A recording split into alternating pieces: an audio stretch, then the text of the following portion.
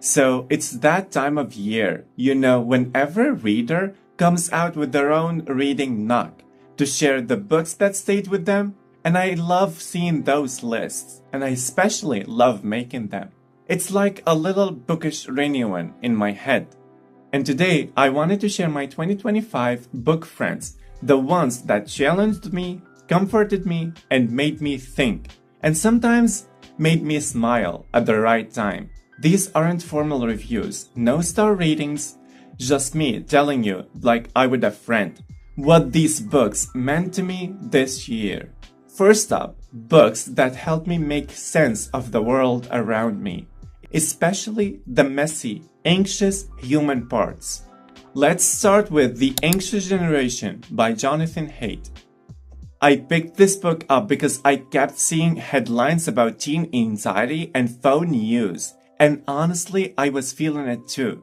That constant hum of digital noise.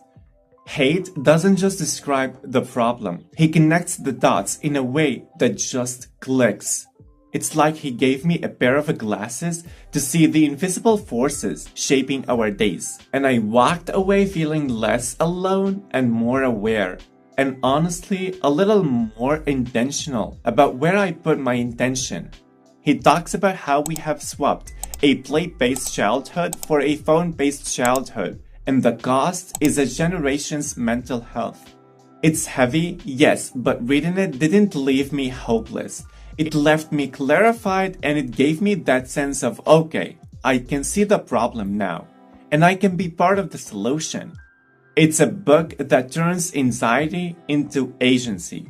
This one felt like finally someone turned on the lights. It explains so much about why we all feel frazzled. It's not just you, it's the phones, the pace, and the way we're living now. The Only Constant by Nejwa Zepian. This is a gentle, profound book about embracing change. This is something we all have to learn. Nejwa writes like she is speaking directly to your soul. This book is a poetic, gentle meditation on change, loss, and rebuilding. In a year full of personal and creative shifts, her words felt like a soft place to land on. I just read a passage and just breathe.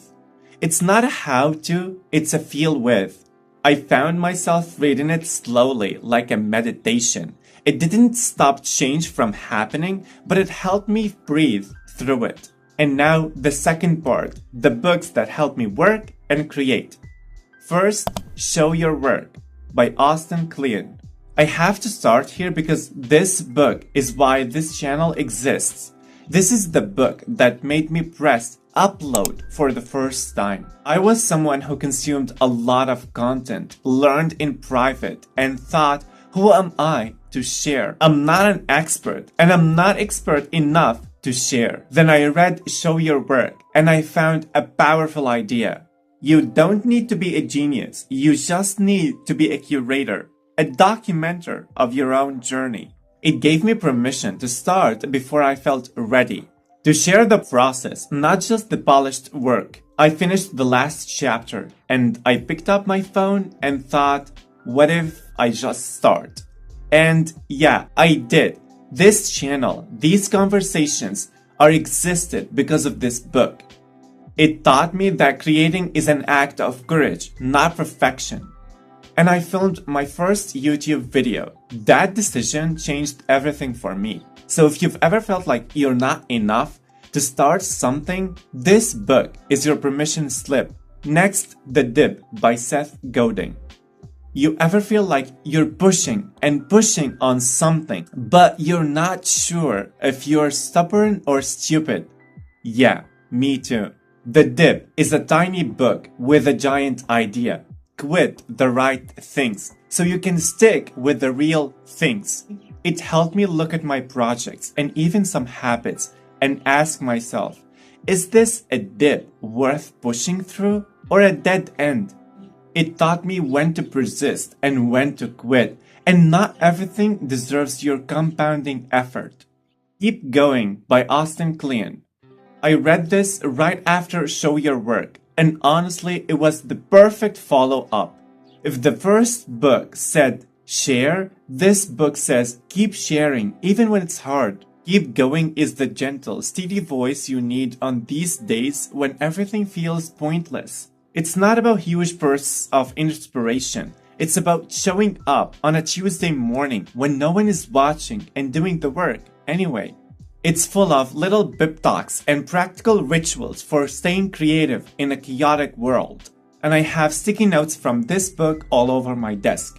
Next, Steal Like an Artist from the same series. This book tackles that nagging voice that says, "Who are you to call yourself a creator?"